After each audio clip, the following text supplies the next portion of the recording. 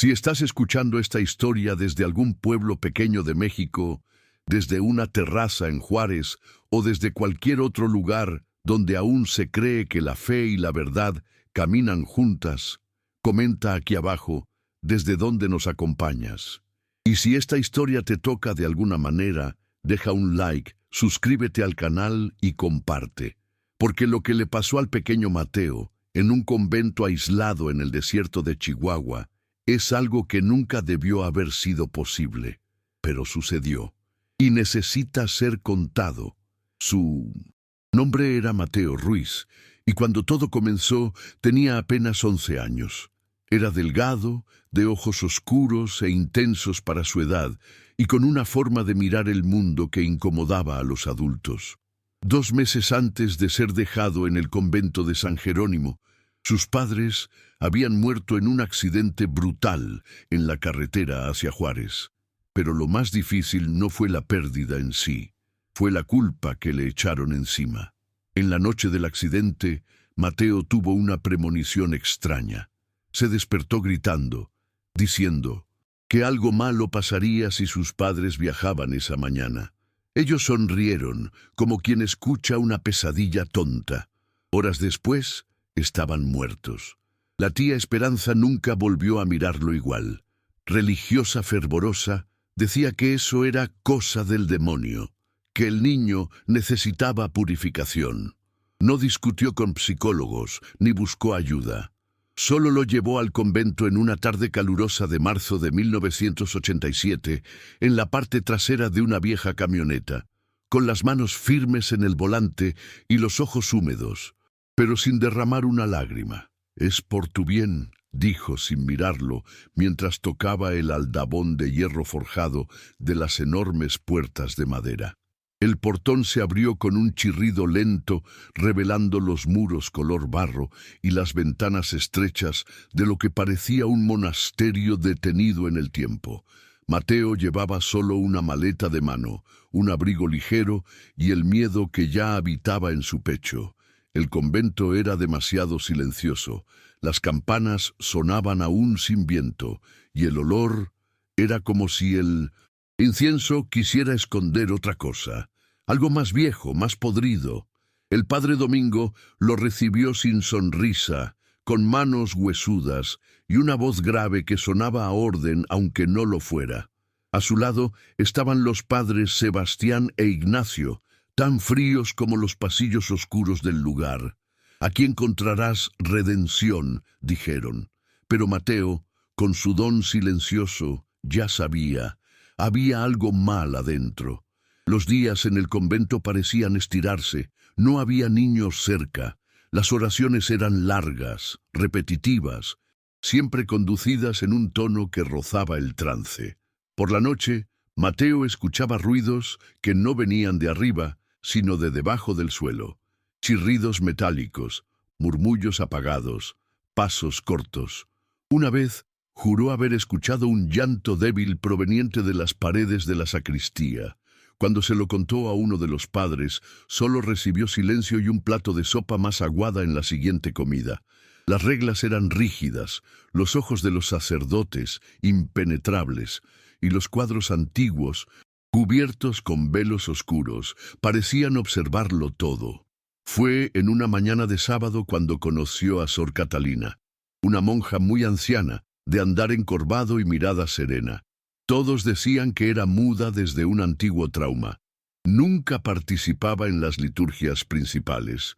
Solo limpiaba los pasillos y encendía velas. Pero Mateo notó rápido. Ella escuchaba todo. Y cierta vez, cuando dejó caer un rosario a propósito, ella lo recogió y escribió con el dedo en el polvo de la pared. «No hables nada, solo observa». Desde entonces comenzó una comunicación silenciosa entre ambos, algo que salvaría la vida de Mateo semanas después. A partir de ese día, Mateo comenzó a fijarse en detalles que antes le pasaban desapercibidos. Sor Catalina, siempre con un trapo de limpieza en las manos, dejaba pequeñas señales en las paredes, símbolos hechos con cera de vela o marcas discretas en los bordes de las columnas. En uno de ellos, Mateo logró descifrar la palabra sótano, en otro, una fecha, y en el rincón más oscuro del claustro, donde nunca llevaban a los alumnos, dejó un no entrar marcado con polvo de ladrillo rojo. Era como si intentara, sin voz, contar una historia entera hecha de fragmentos escondidos en silencio. Y él escuchaba, aunque no escuchara. El convento no era solo grande, parecía crecer de noche. Durante las madrugadas en que no podía dormir, Mateo escuchaba los crujidos de las tablas, puertas que se abrían con cuidado y algo como ruedas que eran arrastradas por rieles bajo la tierra. Una vez, al seguir el sonido hasta el final de un pasillo que terminaba en una reja de hierro, sintió un olor húmedo y enfermizo que subía del hueco. La luz de la vela temblaba, como si el aire mismo se negara a entrar en ese espacio. No había dudas, había algo vivo allá abajo, o algo que alguna vez había estado vivo. Fue en una de esas noches que Mateo vio algo que jamás olvidaría. Al mirar por una rendija entre las tablas del piso, cerca de la capilla lateral, fue testigo de 3 padres vestidos de negro, no las prendas habituales de misa, sino túnicas rústicas de tela gruesa, con símbolos extraños bordados en el pecho. Llevaban un saco de estopa que parecía moverse por dentro. Bajaron por una escalera en espiral, cubierta por una trampilla camuflada bajo el altar. Mateo no durmió esa noche, ni en las 3 siguientes. Intentó preguntarle a Sor Catalina qué era ese lugar, y ella solo escribió con carbón en un trozo de tela vieja: sepulcro de vivos, purificación. La palabra sepulcro golpeó profundo en su estómago. Parecía imposible que fuera literal, pero los ojos de Sor Catalina no mentían. Fue entonces que ella reveló la verdad. En una tarde sofocante, mientras él la ayudaba a recoger flores marchitas del altar, le entregó una hoja de papel arrugada con un dibujo tosco, 5 rostros de niños, nombres y fechas. Todas habían llegado con dones, dijo ella escribiendo con cuidado. Todas habían desaparecido después de la segunda luna llena. La más reciente, una niña llamada Clara, había venido del pueblo de Nonoaba y desaparecido solo 3 semanas antes de la llegada de Mateo. Ella oyó al viento hablar, según la nota de la monja. Estaba claro lo que pasaba ahí. Esos sacerdotes no estaban interesados en la salvación. Estaban presos de una creencia antigua, distorsionada, que mezclaba el cristianismo con rituales ancestrales, rarámuris. Según Sor Catalina, creían que el dolor de un niño con ojos abiertos a lo invisible podía abrir portales de comunicación con lo sagrado, y que cuanto más tiempo el niño resistiera vivo en un lugar entre mundos, más fuerte sería la señal. Por eso el sepulcro tenía un tubo de aire. Por eso los niños eran dejados ahí, conscientes, presos. Era el camino de purificación por el dolor, como ellos decían. El horror era tan antiguo como el convento. Mateo no sabía qué hacer con esa información. No tenía a quién correr. La villa más cercana quedaba a 2 horas caminando por el desierto, y aunque huyera, ¿quién creería a un niño huérfano diciendo que padres enterraban niños vivos? Comenzó a temblar por dentro todo el tiempo. Evitaba mirar a los padres a los ojos, pero sabía que lo observaban con atención cada vez mayor. Padre Domingo en especial parecía estudiarlo en silencio. Durante una misa, mientras Mateo leía un fragmento de las Escrituras como parte de la liturgia infantil, el padre lo interrumpió y tocó su hombro, diciendo con una sonrisa seca: «Tu voz resonará en lo alto. Está casi listo». Las palabras del padre Domingo resonaron dentro de Mateo como una sentencia. Está casi listo. El niño entendió, con el instinto de quien carga un don que no pidió. Su tiempo se estaba acabando. La luna llena se acercaba, y cada día las miradas de los sacerdotes se volvían más largas, más frías. En la antigua biblioteca encontró un libro sin tapa. escondido detrás de volúmenes de hagiografías. Tenía páginas escritas a mano, en español antiguo y palabras en rarámuri. En uno de los pasajes se leía: «Solo se escucha a Dios cuando el grito de un inocente es más alto que la fe». Mateo cerró el libro con las manos sudorosas. Estaba claro lo que hacían ahí. ¿Y por qué? Sor Catalina comenzó a dejarlo escondido por más tiempo en los pasillos viejos, enseñándole el camino hasta el ático, donde los padres guardaban trajes y artefactos de rituales. Era un espacio sofocante, con escaleras que crujían y olor a madera húmeda. Allí, detrás de un crucifijo de madera rajada, escondió un puñal pequeño, envuelto en tela de misa. Cuando sea la hora, finge debilidad, pero lucha, corta la tranca, corre. Fue lo que escribió con carbón en la pared interna de la caja donde estaba el puñal. No hubo ensayo, no hubo tiempo para probar nada. La única certeza era la urgencia. La víspera de la luna llena, Mateo fue llevado a lo que los padres llamaban retiro espiritual. Una habitación sin ventanas, con paredes de adobe crudo y una cruz dibujada con sangre seca sobre la puerta. Le hicieron beber algo caliente, amargo y espeso. Él fingió tragar, pero escupió parte en la manga de la camisa cuando nadie miraba. Sus párpados pesaban, pero su mente permaneció alerta. 2 hombres lo arrastraron por los brazos mientras entonaban una oración distorsionada, en tono grave, como un canto de guerra. Cuando pasó delante de la capilla, sus ojos encontraron a Sor Catalina al fondo. Ella tocaba el rosario en el pecho y por primera vez rezaba con los labios. Sabía que él iba al fondo del infierno. La trampilla se abrió con un chirrido cavernoso. Mateo sintió que el aire cambiaba, húmedo, frío, denso. Fue arrojado a un agujero profundo, con paredes de piedra labrada. La puerta de madera pesada se cerró con 2 cerrojos. El único sonido era su propia respiración. La luz venía por un tubo de hierro oxidado que traía el mínimo de aire y claridad. El dolor comenzó en la espalda y subió por las piernas, pero mantuvo los ojos abiertos. En una esquina de la cripta, tallado en la pared, había un nombre: Clara, la niña que oyó el viento. Al lado, marcas de uñas en el revoque. El horror era real, y él ahora era parte de él. Mateo sintió el pánico subir como una ola. El olor a muerte impregnaba el suelo, y el silencio era tan absoluto que escuchaba sus propios pensamientos en forma de gritos. Pero recordó el puñal escondido en la pretina del pantalón. Con manos temblorosas, sacó la hoja y palpó cada centímetro de la cerradura desde adentro, como Sor Catalina le había enseñado.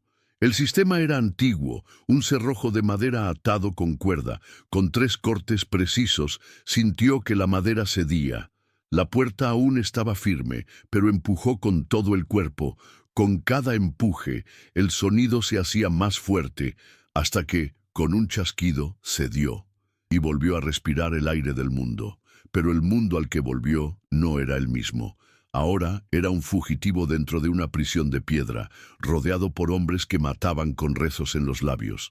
Mateo corrió por el pasillo, oscuro, guiado solo por las indicaciones dibujadas por Sor Catalina días antes. Marcas de tiza blanca bajo las piedras, flechas hechas con cera de vela. Subió escaleras, tropezó, cayó. Cuando llegó al ático, ella ya lo esperaba con un farol encendido y una caja de fósforos. «No vamos a permitir que lo hagan otra vez», murmuró. Su voz, la primera vez que la escuchaba, era firme como roca. Juntos prendieron el altar con alcohol y fuego. El techo explotó en llamas. Las llamas se extendieron rápido por la estructura antigua del ático. El olor a humo y cera derretida invadió los pasillos como una ola viva, expulsando el miedo con cada llamarada. Mientras las campanas sonaban solas, o quizás por manos en pánico, Mateo y Sor Catalina bajaron por las escaleras de servicio y cruzaron la cocina en absoluto silencio. La monja conocía cada entrada y cada punto ciego. Lo había planeado durante años, solo que no sabía si viviría para ver a alguien escapar. Ahora, el momento había llegado. Huyeron por una puerta lateral que daba al huerto abandonado, donde los naranjos crecían torcidos bajo el sol de Chihuahua. El cielo estaba encendido de rojo por detrás. Tras ellos, el fuego rugía como un animal liberado. La vieja camioneta de mantenimiento aún estaba ahí, bajo una capa de polvo. Catalina giró la llave escondida bajo el asiento y el motor tosió 3 veces antes de arrancar. Mateo miró por la ventana y vio la torre del convento proyectar una sombra gigante sobre las dunas, como si quisiera tragarlos de vuelta, pero aceleraron, levantando polvo y fe en el camino. No tardaron en darse cuenta de que los seguían. Un jeep militar, usado por los padres en peregrinaciones a comunidades indígenas, apareció detrás de ellos en el camino de tierra, con los faros encendidos a plena mañana. Dispararon el primer tiro justo después de la segunda curva, impactando el espejo retrovisor. Mateo se encogió, pero Sor Catalina no tembló. «No nos van a atrapar, chico. Ya no pueden esconder lo que hicieron», dijo con la mirada fija en la carretera y los nudillos blancos de fuerza en el volante. La velocidad era demasiado alta para la vieja camioneta, pero la desesperación daba potencia. En la entrada de un pueblo casi abandonado, llamado Santa Margarita, Catalina hizo una maniobra brusca, entró por una calle lateral de tierra y estacionó detrás de una casa en ruinas. El jeep pasó de largo. Esperaron en silencio durante minutos que parecían horas. Cuando el sonido del motor se perdió en el horizonte, salieron y siguieron a pie por un sendero que llevaba al río seco. Caminaron 2 horas bajo el sol cortante hasta llegar a la escuela indígena dirigida por Elena, una exmonja que había abandonado la iglesia tras descubrir prácticas abusivas en misiones del norte. Elena los recibió con los ojos vidriosos, como quien reconoce una verdad antes de escucharla. Acogió a Mateo con un abrazo que rompió algo dentro de él, quizás la creencia de que todos los adultos estaban ciegos. Mientras Sor Catalina descansaba con los pies hinchados y los hombros marcados por el sol, Mateo contó todo, cada detalle: los niños, los rituales, el sepulcro. Elena no esperó. Llamó a un antiguo conocido, el periodista Roberto Mendoza, famoso por investigar casos de abuso en instituciones religiosas. «Es ahora o nunca», dijo. Y esa misma noche, Mateo habló frente a una grabadora por primera vez. La grabación duró 2 horas 20 minutos. Mendoza escuchó en silencio, anotando en un cuaderno gastado. Cuando Mateo terminó, no preguntó «¿Estás seguro?», ni «¿No estarás exagerando?». Solo dijo «Ellos pagarán». Y en ese instante, algo cambió dentro del niño. No era solo miedo, era propósito. Al día siguiente, se compró un boleto de tren a nombre de Mateo Ruiz con destino a Ciudad de México. Iba a declarar ante las autoridades federales. Y Sor Catalina, aún con los pies en carne viva y la edad como carga, decidió volver al desierto. «Tengo que encontrar las pruebas», dijo. «Si muero, que no sea en vano». Sor Catalina partió a la mañana siguiente con un cantil de agua, un viejo sombrero de ala ancha y un mapa garabateado a lápiz, donde anotó cada paso secreto, cada posible entrada al sepulcro, cada árbol que proyectaba sombra en el momento justo. Sabía que la vigilaban, quizá ya estaba marcada, pero la edad le daba una especie de inmunidad moral.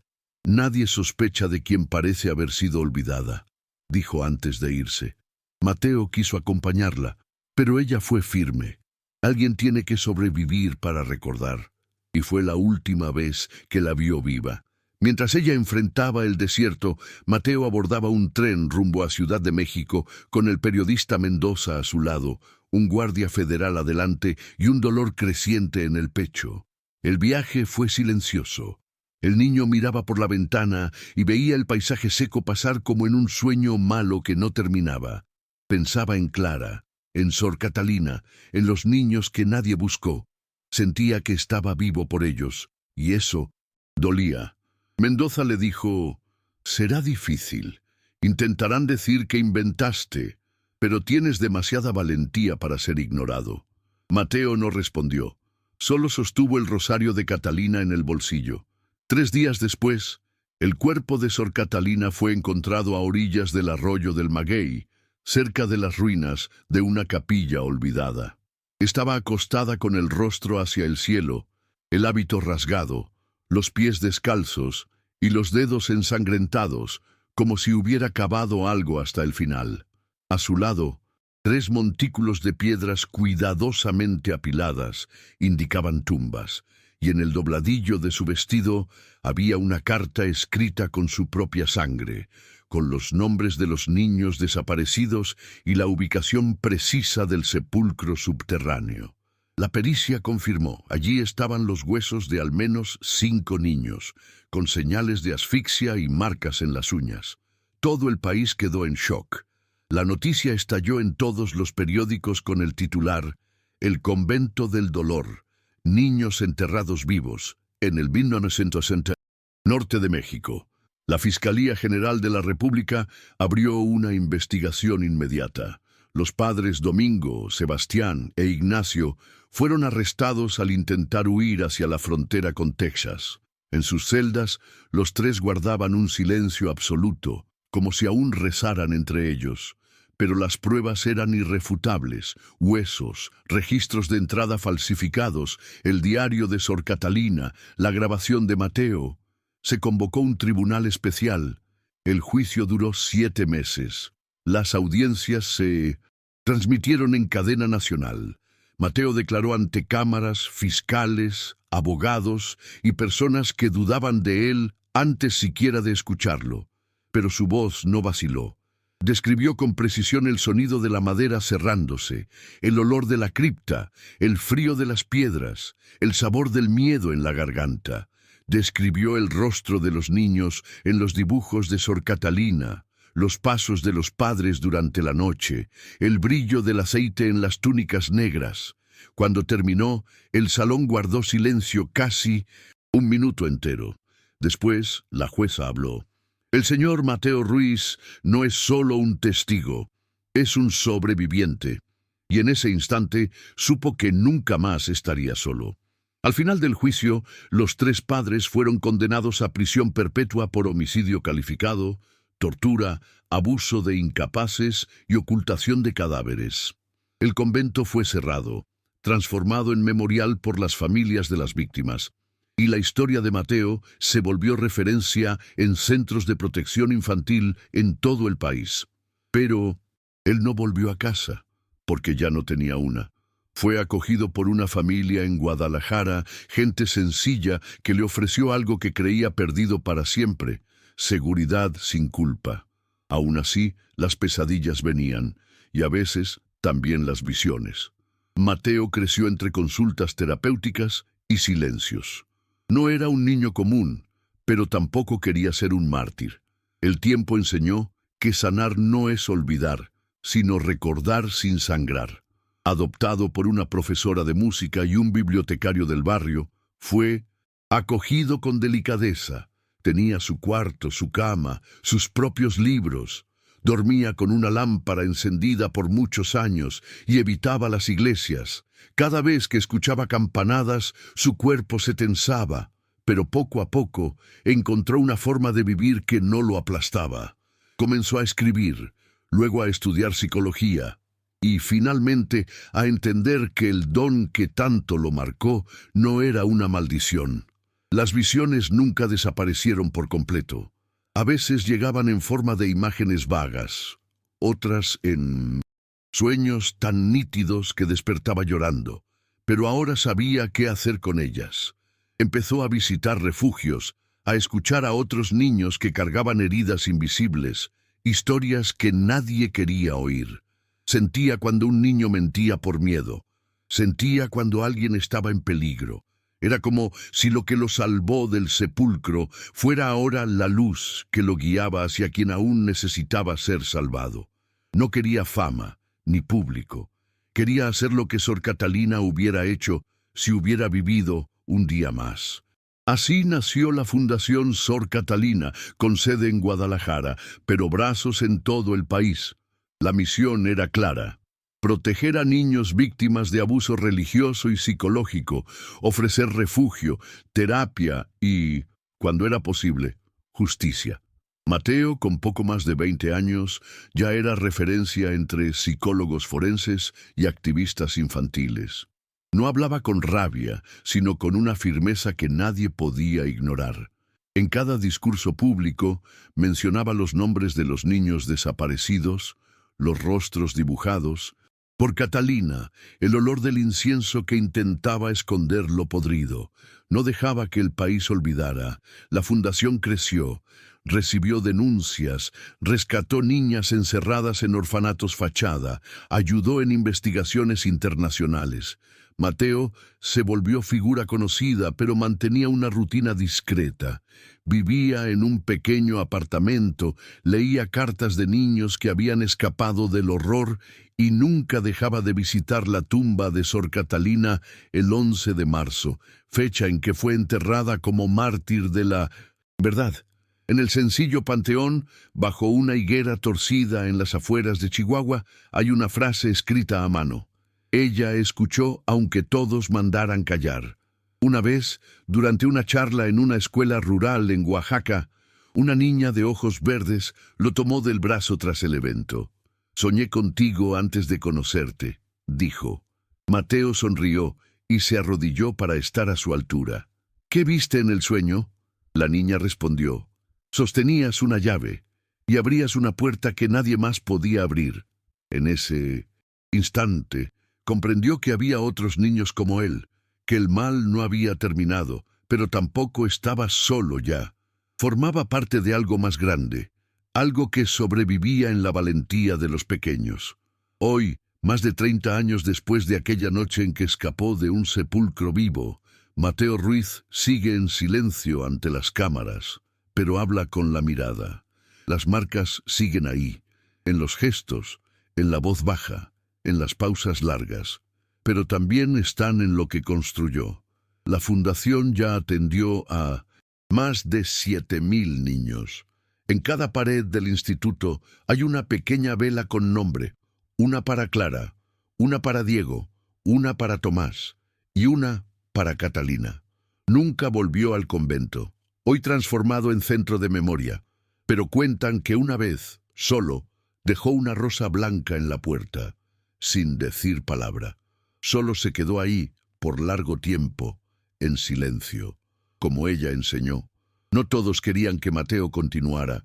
Con el crecimiento de la fundación surgieron amenazas veladas, cartas anónimas, llamadas nocturnas, perfiles falsos que difundían rumores diciendo que era mentiroso, que inventaba historias para lucrar con el sufrimiento ajeno. En una ocasión, pintaron la puerta de la sede con tinta roja. Quien toca la fe muere sin alma. Mateo empezó a andar con seguridad discreta, pero nunca respondió a las amenazas. Seguía visitando comunidades, escuchando niños, denunciando abusos. El silencio de los criminales era organizado. El suyo, un campo de resistencia. En 2011 fue invitado a hablar en 1900. La ONU, en un panel sobre abuso espiritual y violación de derechos de la infancia. En el escenario, con traductores simultáneos y periodistas en el auditorio, sacó del bolsillo el rosario de Sor Catalina y dijo: «Esta mujer no tenía voz, pero me enseñó a no callar». No habló como víctima. Habló como alguien que transformó el horror en utilidad moral. Contó su historia mirando a los ojos del público, como quien desafía siglos de silencio con una sola verdad. Cuando terminó, el auditorio se puso de pie y volvió a casa como entró, en tren, solo, con un cuaderno en el regazo, A pesar de tantos avances, Mateo sabía que el trauma no era una cicatriz, era un músculo que dolía de vez en cuando. Había noches en que despertaba sudando, seguro de que estaba de nuevo en ese agujero de piedra. A veces sentía el olor del convento sin razón alguna. Un día, durante una visita a un antiguo orfanato en el interior de Sonora, se desmayó al escuchar una oración entonada por una monja. La melodía era idéntica a los cantos nocturnos del convento de San Jerónimo. Fue hospitalizado por agotamiento y permaneció 3 días en silencio absoluto. Cuando volvió, escribió en un papel: «Todavía necesito sanar al niño que fui». Por eso, una tarde, decidió visitar el memorial donde antes funcionaba el convento. Fue con el corazón acelerado, respirando hondo, sin avisar a nadie. La antigua puerta estaba oxidada y los muros habían sido restaurados con placas informativas sobre los crímenes. Había fotos de las tumbas de los niños, copias de los dibujos de Sor Catalina y fragmentos del juicio impresos en placas de vidrio. En el centro del patio, donde antes estaba el altar, había ahora una escultura de 5 manos pequeñas esculpidas en bronce, alzadas hacia el cielo. Mateo tocó una de ellas con cuidado, como quien pide perdón al pasado. Allí, solo entre sombras y luz, se sentó en el suelo, con la espalda apoyada en la pared donde 30 años antes había arañado con las uñas intentando salir. Quedó allí por horas, mirando el cielo cambiar de color. No lloró, solo respiró, y en ese silencio antiguo, que antes llevaba terror, encontró un tipo nuevo de paz, no la que borra lo vivido, sino la que acoge. Sor Catalina parecía presente ahí, y dijo en voz baja, solo una vez: «Gracias». Era todo lo que necesitaba decir. Al salir, un grupo de estudiantes de secundaria hacía una visita guiada. Una chica con trenzas se le acercó y preguntó: «¿Eres el niño de la historia?».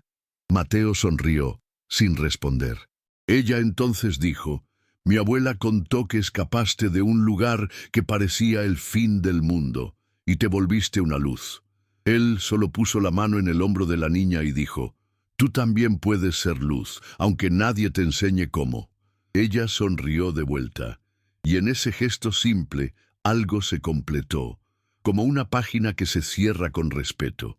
Mateo dejó el memorial con pasos lentos, pero firmes. En el bolsillo llevaba una pequeña piedra que había tomado discretamente del suelo, un recuerdo del lugar donde casi perdió la vida, pero también donde comenzó su misión. Al volver a Guadalajara, decidió reorganizar la fundación. Creó un nuevo sector de escucha activa, dirigido a niños que aún no sabían cómo nombrar su propio trauma. «Si hubiera tenido a alguien que me escuchara, nada habría sido tan oscuro», dijo a los psicólogos del equipo. La nueva política fue simple. Antes de cualquier intervención, antes de cualquier diagnóstico, había escucha. El silencio de las víctimas pasó a ser tratado con reverencia y no con prisa. Ese mismo año, Mateo inició un proyecto itinerante llamado Catalina Vive, una especie de carpa móvil que cruzaba el interior del país, llevando talleres de memoria, círculos de conversación y apoyo psicológico para comunidades olvidadas. En cada ciudad se encendía una vela en homenaje a un niño que había sufrido, o que quizá aún estaba en peligro. Sabía que no todos los horrores dejaban rastros visibles, pero creía que la presencia podía, poco a poco, reconstruir confianza.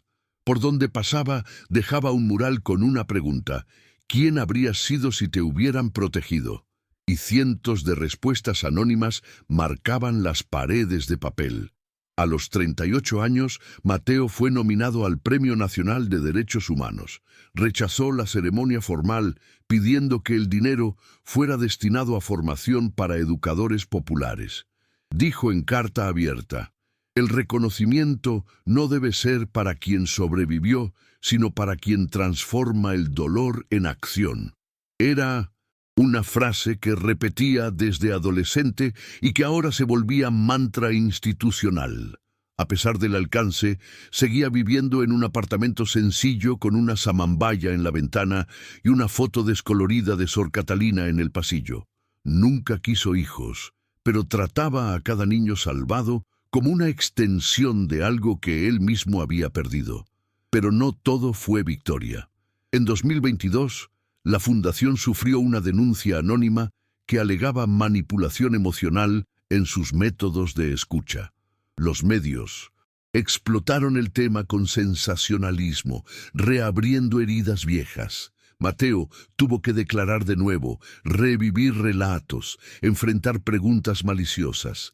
¿Estás seguro de que no exageraste lo que viviste?, preguntó un reportero en vivo. Mateo solo respondió: si hubiera exagerado, Catalina estaría viva. El impacto de la frase corrió por las redes sociales. En menos de 24 horas, miles de personas publicaron fotos con velas encendidas y el hashtag Chiqui Catalina Vive. Y como antes, el silencio que intentaba tragar la verdad fue roto por quienes recordaban. Después del episodio, Mateo se tomó un tiempo alejado de la línea frontal.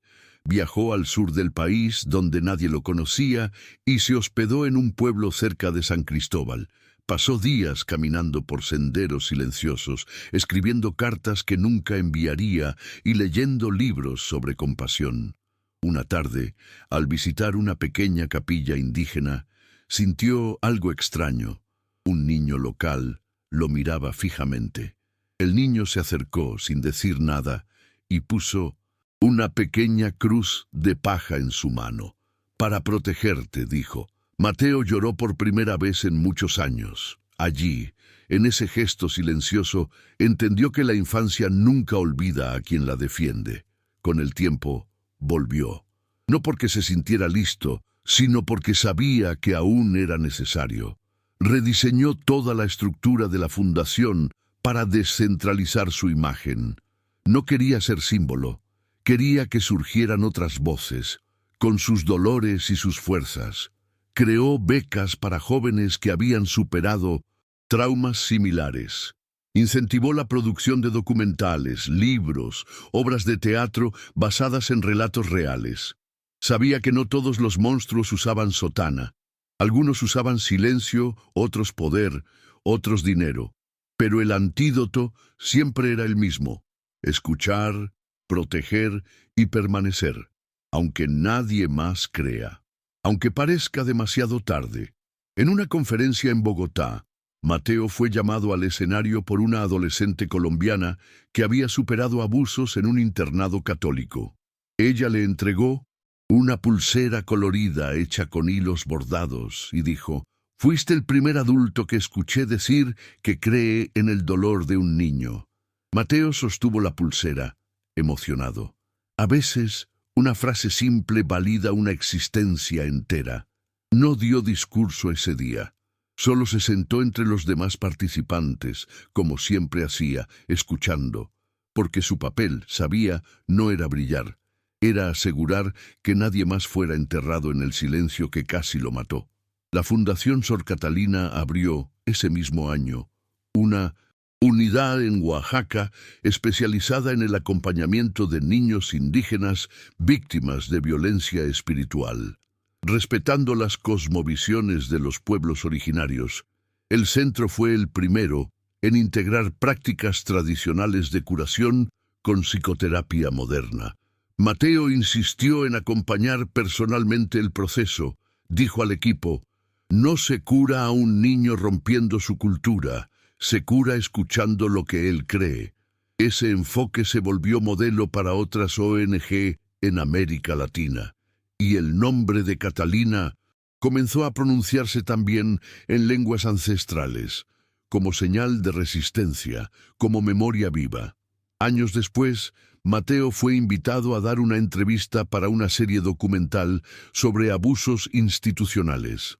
El equipo quería grabar dentro del antiguo convento, ahora Centro de Memoria y Justicia. Él dudó, pero aceptó. El día de la grabación, caminó por los pasillos reformados con pasos cuidadosos. Tocó las paredes con la palma de la mano, como probando si el miedo aún habitaba ahí. Se detuvo. delante de lo que fue la entrada del sepulcro. Ahora había un altar de luz tenue, con las fotos de los niños, y una escultura sencilla con las palabras: «Aquí nadie grita en vano». Mateo se arrodilló y permaneció ahí varios minutos, sin decir nada. Al final de la grabación, la productora preguntó qué le gustaría decir a los niños que, como él, sobrevivieron. Mateo respiró hondo y respondió: «Sobrevivir no es el fin, es solo el comienzo de la lucha para que nadie más tenga que sobrevivir a lo que debería haber sido amor». La frase cerró la serie. Llegó al mundo, y aunque Mateo nunca buscó reconocimiento, fue invitado por universidades, organizaciones internacionales, escuelas públicas. Cada vez que hablaba, dejaba una vela encendida en el escenario, una para Catalina y una para cada niño que el destino intentó callar.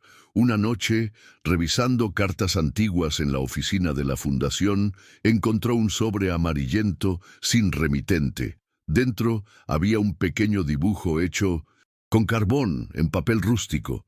Era el rostro de Mateo niño, con ojos atentos, y al lado una monja de hábito simple sosteniendo su mano.